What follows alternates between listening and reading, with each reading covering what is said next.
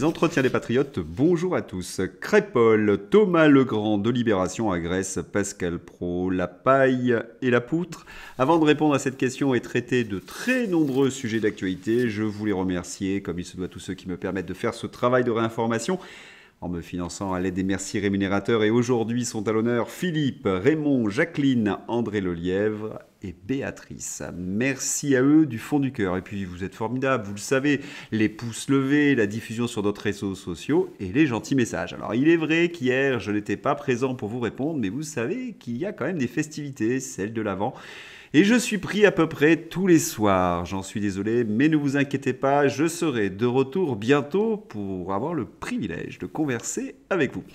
On va commencer par la polémique, mais on va lire un tweet très intéressant d'Athanas de la Contrie. Ça y est, maintenant que le nom du meurtrier de Thomas est connu, la plupart des médias vont commencer à minimiser les intentions. Et vous verrez qu'à la fin, on accusera les agressés de racistes en s'appuyant sur les déclarations des agresseurs. Un contre-feu. Et oui, pas besoin de s'appeler Nostradamus pour savoir qu'ils allaient faire une inversion accusatoire. Ils le font à chaque fois. Et dans ces entretiens, nous avons montré comment le narratif de la presse aux ordres se mettait en place petit à petit. Je vous renvoie notamment à mon entretien sur l'édito scandaleux de Patrick Cohen, qui utilise l'inversion accusatoire au mépris de toute déontologie journalistique. Et lorsque nous avons dénoncé ce travail de Patrick Cohen, toute la profession a volé au secours du bon Patrick le dodu. Et oui, on sentait que la gauche, là, s'appuyait sur quelque chose. Mais quoi? J'y reviendrai dans un instant. Et enfin, nous avons l'article du Parisien, c'est la véritable inversion accusatoire, c'est la faute de Thomas. Remarquez, c'est facile d'utiliser le témoignage des accusés parce que la victime, elle ne peut pas se défendre. Écoutons ce que dit Pascal Praud à ce sujet. Bonjour à tous et bienvenue ce matin à l'heure des pros. Le système, le fameux système, commence à réécrire Crépol. Le système est composé de politiques, éditorialistes, intellectuels, artistes, personnalités. Le système, insidieusement, sournoisement, faussement peut-être, met en place les nouveaux éléments pour expliquer que la mort de Thomas n'est pas celle qu'on a racontée. Des racailles munis de couteaux ont débarqué à Crépol. Ils ont provoqué la mort de Thomas le 18 novembre dernier. Emmanuel Macron a parlé d'assassinat. Ce récit sera battu en brèche par le système. On expliquera que les jeunes rugbyman qui faisaient la fête ne sont peut-être pas exclus de toute responsabilité dans ce drame. Qu'ils ont peut-être insulté ces troubles fêtes, comme les appelait l'AFP dans les premières dépêches, lors d'une rixe, comme l'écrivaient nos confrères. La machine à broyer la réalité est en marche. Il faut être prudent, diront les commentateurs. On ne sait pas tout, diront les autres. On cherchera le moindre fait, la moindre parole, le plus petit détail qui puisse disculper le ou les tueurs de Thomas. Je connais le système, je connais ses relais, je connais ses partis pris, je connais ses biais idéologiques, je connais la puissance du rouleau compresseur du système. J'ai lu Le Parisien ce matin, j'ai écouté France Info, j'ai entendu hier soir une chaîne info, c'est parti. La réécriture est en marche. Vous n'avez pas vu ce que vous avez vu, le système va vous expliquer. Et Thomas Legrand, journaliste de Libé, eh bien, va se mettre à taper sur Pascal Praud. La chaîne sans journaliste, sans reportage, juste avec des polémistes polarisateurs, fait la leçon au vrai journalisme, celui qui prend le temps de l'enquête, du reportage, de la contextualisation. Praud et CNews, c'est le commentaire idéologique avant les faits.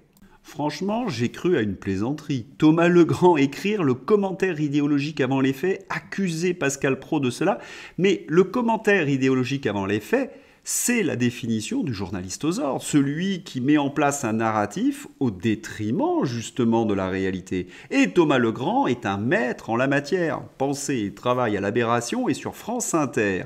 Il a défendu tous les mensonges du gouvernement depuis toujours, parce que c'est son travail à Thomas Legrand. C'est de voler également au secours de ceux qui font la même chose. Et puis c'est une telle caricature du bobo de centre-ville, le progressiste bas de plafond. Tenez, Quelques exemples, puis je reviendrai sur d'autres éléments plus loin. Thomas Legrand était présent lorsque Colisibo avait expliqué que les non-vaccinés allaient donc disparaître, que c'était de la sélection naturelle. Cela faisait rire Thomas Legrand. Et puis il nous expliquait que le professeur Raoult faisait perdre du temps. J'ai une idée de reportage pour ce Thomas Legrand, notamment sur Ursula et ses fameux SMS. J'en reparle dans un instant. Alors, Pascal Praud lui répond. Alors la réponse de Pascal Praud n'est pas exceptionnelle, on le sent un petit peu vexé. Monsieur Legrand, plume fétide et esprit médiocre, intervient à France Inter et gribouille à Libération. Tiens, j'entends des voix, oui, comme Jeanne d'Arc. Certains vont m'écrire en m'expliquant qu'il y a des faits, qu'il y a une enquête de gendarmerie. Oui, une enquête de gendarmerie qui ne s'intéresse essentiellement, en tout cas ce qui en ressort dans la presse, à la défense de ceux qui ont commis des actes. Est-ce que je dois leur rappeler les directives Castaner pendant les Gilets jaunes? La France a été condamnée. Est-ce que je dois rappeler tous les épisodes sous Darmanin pendant la période de la pandémie? Ces verbalisations excessives. Est-ce que je dois leur rappeler l'enquête sur Pierre Palmade, où un narratif s'est mis en place pour faire en sorte qu'il ne soit plus trop coupable? Et interrogeons-les, ces gendarmes. Ils vont nous expliquer ce qui se passe.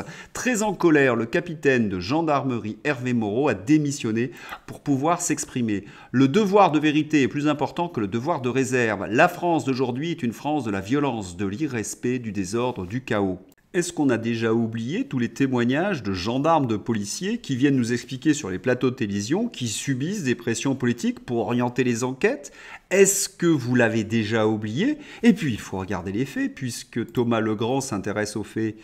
À Crépol, il n'y a pas que Thomas, il y a également ces deux victimes de 23 et 28 ans qui ont été également transportées en urgence absolue vers l'hôpital de Valence. Le bilan fait état de 6 blessés légers et 8 personnes en état de choc, pris en charge par les 39 pompiers engagés sur place. Selon le Dauphiné libéré, les âges des victimes vont de 16 à 65 ans. L'agent de sécurité a aussi été blessé au couteau à la main. Alors, pourquoi ces journalistes essaient-ils d'inverser le cours des choses? Pourquoi font-ils l'inversion accusatoire? Eh bien, vous attaquez avec cette histoire de racisme anti-blanc leur gagne-pain. Mais pourquoi sont-ils crispés sur Crépol, nos journalistes aux ordres de Thomas Legrand à Patrick Cohen? Parce que l'affaire de Crépol montre mieux que toute autre chose leurs mensonges, leur charlatanerie. Oui, cette gauche progressiste wokiste qui peuple les plateaux de télévision ont développé une vision manichéenne et puérile, celle de l'antiracisme. Seuls les immigrés étaient victimes de racisme. Oui, il n'y avait que des méchants, c'était le blanc. Et là, ils sont obligés d'accepter que les indigènes, c'est-à-dire les Français, sont victimes de racisme. Vous comprenez leur effroi? Ils sont démasqués. Ils ont menti pendant 30 ans, arnaqué le peuple de France. Et n'oublions pas qu'avec cette petite phrase, ils ont gagné de nombreuses élections. Et puis tous ces journalistes, ont des postes, ils ont de l'argent.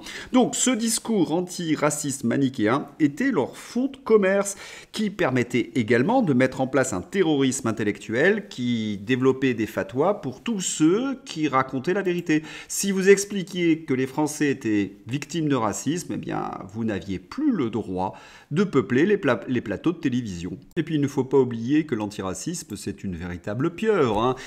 Il faut penser aux magistrats, il faut penser aux européistes, il faut penser à toutes ces associations qui touchent des subventions, c'est-à-dire nos impôts, un pognon de dingue. Alors ils ont des intérêts très puissants à faire en sorte que la vérité n'éclate pas.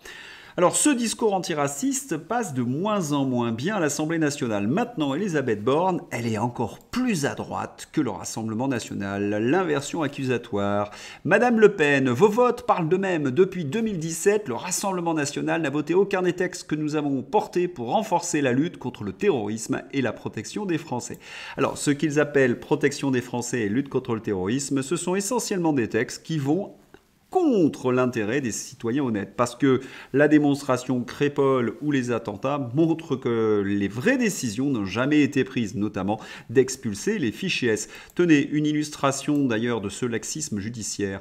Elle a été massacrée, on n'en peut plus. La France ne peut pas continuer comme ça. La colère des proches de Fabienne, 68 ans, égorgée chez elle à Lille par un migrant clandestin de 17 ans arrivé récemment. Voilà, les faits répondent au blabla des Elisabeth Borne. Et puis, comme le dit si magnifiquement Philippe Béchade, nous vivons dans un monde de fous. L'inversion de tout, c'est aussi agresser 10 fois et ressortir 10 fois libre du tribunal, squatter et détruire un logement, faire condamner le propriétaire pour insalubrité, cambrioler à main armée et porter plainte contre la victime si elle s'est défendue.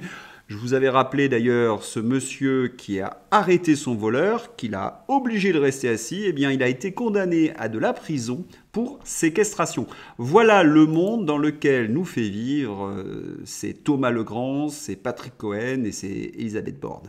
Et il faut ajouter que Dupond-Moretti valide tout. Et puis n'oubliez pas, pour les OQTF et les fichiers S, l'État n'a pas les moyens, Madame Borne. Pour imposer à 65 millions de Français des tests, auto-attestation, puis des passes vaccinales, leur coller des amendes et les pister sur les départementales à 80, là, l'État a les moyens. Oui, l'État n'a de moyens que pour embêter les honnêtes gens. Pour les autres, c'est un peu plus compliqué. Ce n'est même pas possible. Il faut dire qu'ils sont aidés par toute cette galaxie antiraciste, et notamment les Verts. Il faut arrêter avec c'est la faute de l'Europe. L'Europe, c'est d'abord les pays qui la composent et qui décident. C'est la France qui s'est abstenue sur la prolongation du glyphosate. Alors, avant de lire la réponse de Philippe Murer, il ne faut pas oublier que les Verts ont voté pour l'Europe fédérale, pour que justement les pays ne puissent plus avoir de liberté. Vous imaginez la duplicité de Marine Tondelier ?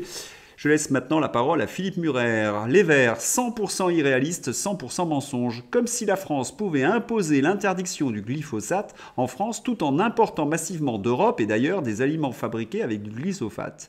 Flinguant ainsi nos agriculteurs sans rien changer dans nos assiettes. Et évidemment, les Verts, on le sait très bien, ils se mettent à danser pour faire croire qu'ils sont sympas, mais dès qu'on leur arrache le masque, on voit un autre personnage derrière. Vous le reconnaissez, notre ami Klaus ? Voilà, on aimerait que tous ces journalistes aux ordres, de Patrick Cohen à Thomas Legrand, nous expliquent un petit peu l'idéologie européiste, tous ces échecs. Là, on ne les entend jamais.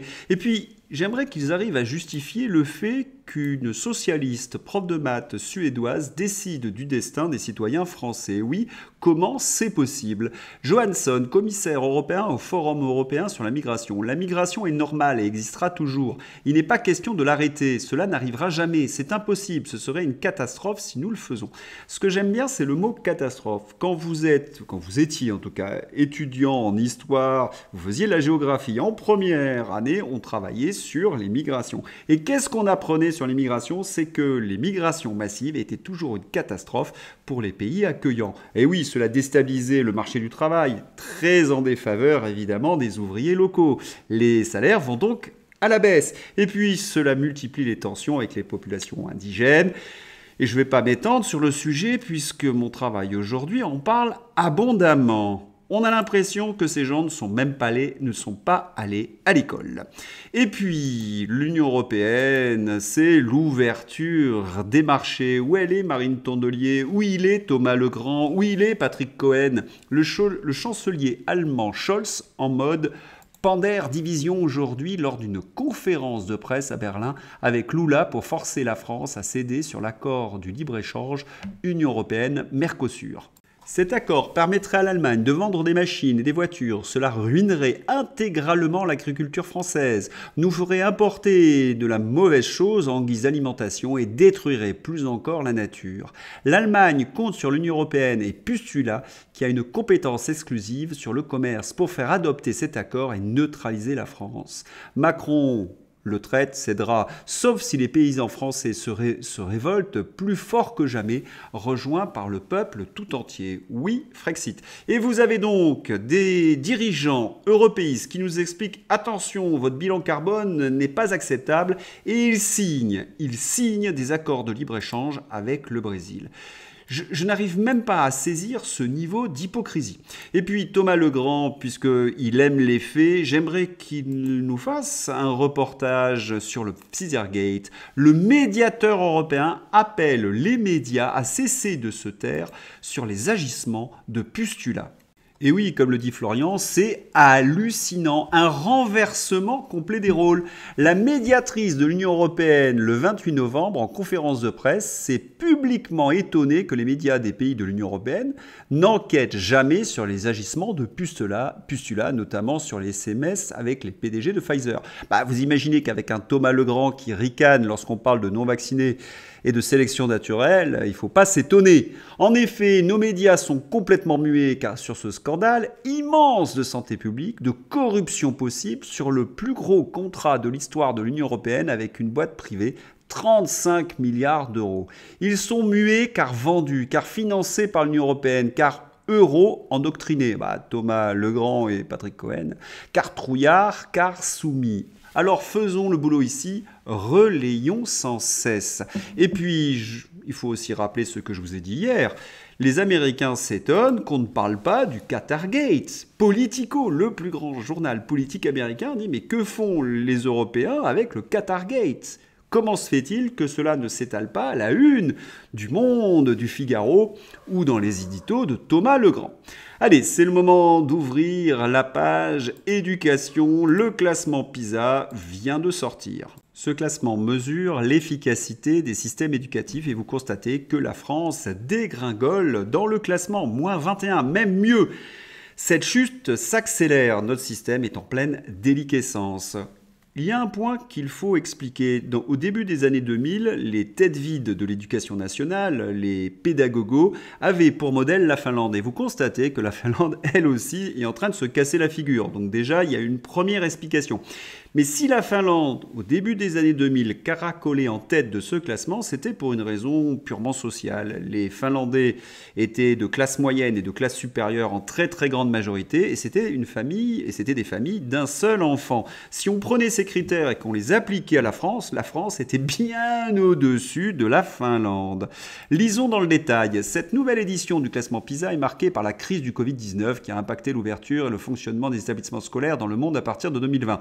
L'OCDE constate ainsi une baisse inédite des performances des élèves depuis le premier classement PISA en 2000. En mathématiques, le principal domaine étudié pour ce cru 2022, les pays de l'OCDE enregistrent en moyenne une dégringolade de 15 points par rapport à PISA 2018. Là où les baisses précédentes enregistrées n'avaient jamais excédé les 4 points, en France, la baisse est vertigineuse, avec 21 points perdus en mathématiques. Même constat en compréhension de l'écrit, où les petits Français perdent 19 points, là où la baisse moyenne dans l'OCDE est de 10 points. Ces résultats sont parmi les plus bas mesurés par l'enquête PISA dans les 3 matières en France, observe l'OCDE. Il faut ajouter à ce classement désespérant que l'éducation n'arrive plus à recruter, que de très nombreux professeurs démissionnent et que ceux qui restent n'arrivent plus à maintenir l'ordre dans les classes. Quant aux parents, ils fuient de plus en plus le système scolaire public pour se réfugier dans le privé. Alors, le ministre de l'Éducation, Gabriel Attal, dégaine ses mesures choc, refonde des programmes pour qu'ils soient plus clairs sur les attendus et se concentre sur l'essentiel et labellisation des manuels, généralisation de la méthode de Singapour pour l'apprentissage des mathématiques de la primaire au lycée, mise en place progressive des groupes de niveau au collège en maths et en français, épreuve anticipée de baccalauréat en maths pour tous les élèves de première générale et technologique à partir de 2026. Sur le redoublement, le dernier mot appartiendra désormais aux enseignants et non plus aux parents. Suppression du correctif académique qui venait élever le niveau des notes pour atteindre le meilleur pourcentage de réussite au bac et au brevet. Mise à disposition progressivement pour tous les lycées en seconde d'un outil de soutien scolaire basé sur l'intelligence artificielle en maths et en français. On va de suite déblayer la notion du redoublement. Lorsqu'on pose la question aux Français dans cette consultation du Figaro, eh bien, ils sont très majoritairement pour le redoublement.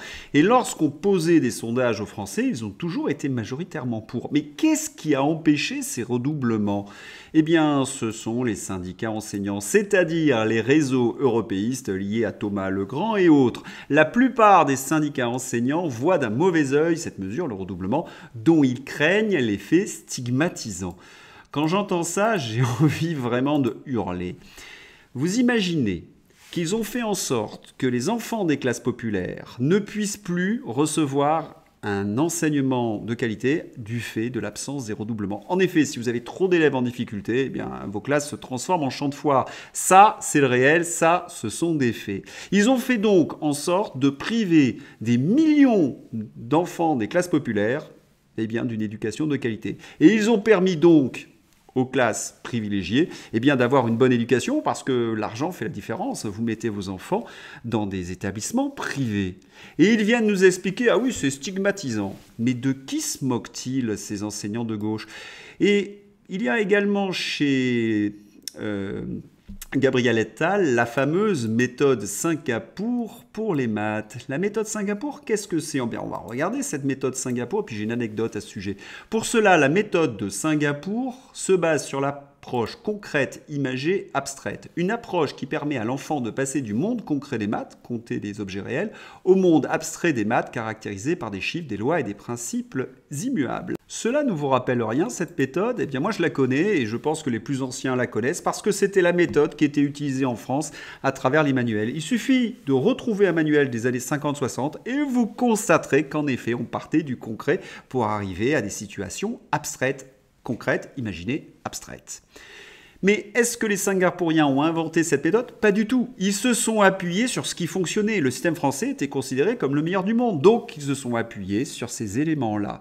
Et aujourd'hui, on est obligé de faire croire que c'est du neuf, la méthode Singapour, alors que c'est tout simplement ce qui a toujours fonctionné depuis la nuit des temps. Tenez, une petite anecdote personnelle. Je suis en 2018 à Singapour, dans un ascenseur d'un groupe Accor. Vous allez me dire quel est le rapport avec la méthode singapourienne? Eh bien si, parce que dans l'ascenseur monte un personnage qui était là également, Cédric Villani. Oui, il était à Singapour, on a discuté quelques secondes, pour justement étudier cette méthode singapourienne. Je ferme la parenthèse et je reviens sur Gabriel Attal avec son choc des savoirs.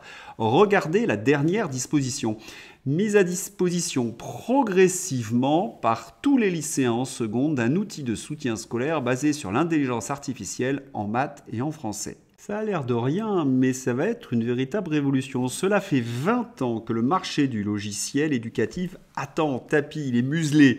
Et là, puisque le système est détruit, ils ont fait en sorte de le détruire, eh bien, ils vont pouvoir le libérer. Nous allons avoir d'énormes marchés du système éducatif, de l'éducation, bien évidemment. On détruit, on libéralise. C'est d'ailleurs ce qu'on fait, non plus dans l'éducation, mais au niveau des retraites. Nous y voilà. Après l'infâme réforme des retraites du gouvernement, voici désormais l'apologie du système par capitalisation. L'objectif est simple, que les fonds d'investissement américains s'accaparent l'épargne des Français. Retraite, la capitalisation, un moyen de bonifier les pensions sous-utilisées en France. Et oui, c'est l'objectif également. On détruit le système des retraites et après, la capitalisation. On détruit le système éducatif et vous avez le marché, évidemment, des logiciels éducatifs. C'est comme cela que cela fonctionne dans ce joli monde de l'Union européenne. Alors, Thomas Durand, une petite enquête ou Patrick Cohen ou Marine Tondelier? Et puis, il y a quelque chose dont on n'a pas le droit de parler, c'est l'addiction de nos dirigeants. Et oui, la personne qui a libéré la parole, eh bien, on lui demande de se taire. Et oui, tous ces hommes politiques, ces journalistes, ils appartiennent à la même sphère. Dans une certaine mesure, ils ont des comportements, comme le dit très bien Philippe Murer, dignes d'une mafia. Ça sera le mot de la fin pour la page France. Nous allons ouvrir la page internationale avec Zelensky. Oui, la chute s'accélère et elle est sévère. Guerre en Ukraine, Zelensky annule de façon inattendue son intervention devant le Congrès américain. Alors, j'ai cherché ce côté inattendu. Je suis allé lire la presse américaine, il n'y a rien là-dessus. Dans Politico, ils sont en train d'affirmer que de toute façon, les milliards qui étaient destinés à l'Ukraine, eh bien l'Amérique en avait besoin pour lutter contre l'immigration irrégulière, et notamment avec le Mexique. Alors que le soutien financier des États-Unis à l'Ukraine est mis en péril, le président ukrainien devait prendre la parole en ligne face aux élus américains. Mystérieux. Guerre en Ukraine, l'OTAN doit se préparer à de mauvaises nouvelles, selon Jens Stoltenberg. Nouvelle passe d'armes entre Zelensky, le maire de Kiev, qui dénonce son autoritarisme. C'est un sujet que j'ai traité il y a 2 jours, il y a un peu de retard. Mais qu'est-ce que l'on constate? 3 articles contre l'Ukraine. lorsqu'on était au début de la guerre, il n'y avait que des articles en faveur de l'Ukraine. Vous savez, il fallait acclamer ce héros Zelensky. Aujourd'hui, eh bien, il est lâché. Et les journalistes aux ordres ne savent plus comment faire pour annoncer cette nouvelle aux citoyens français.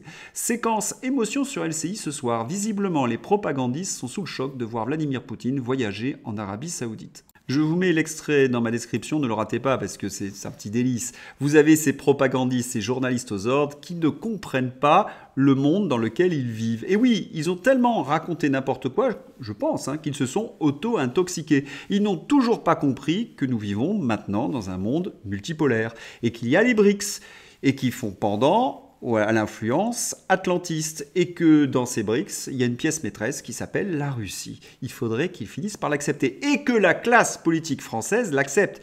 Quand est-ce que nous aurons un leader courageux qui permettra de renouer avec la Russie de Vladimir Poutine? On va maintenant traverser l'Atlantique.